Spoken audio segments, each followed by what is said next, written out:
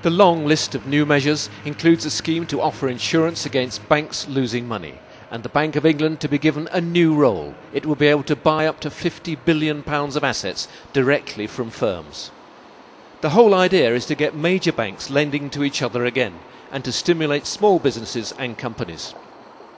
The UK government is insistent that it will do everything it possibly can to get the economy moving again despite the global recession.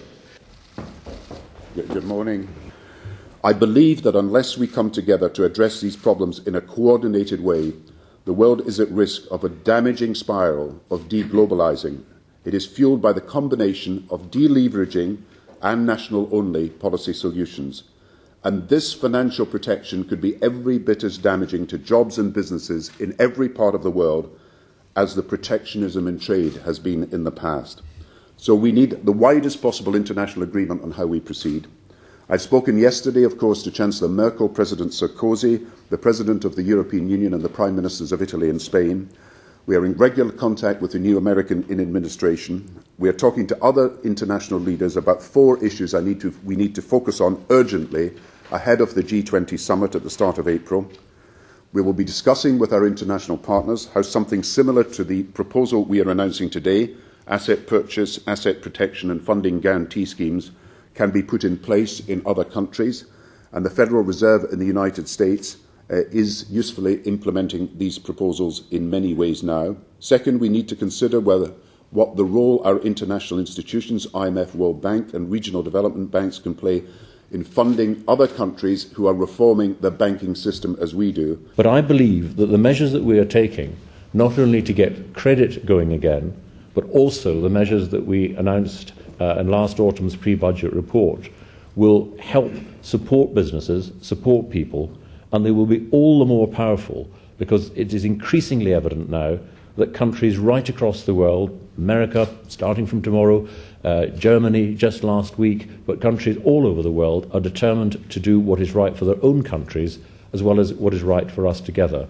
And if we can do that, then I believe that we can get through this, that we can ensure that our economies begin to grow again.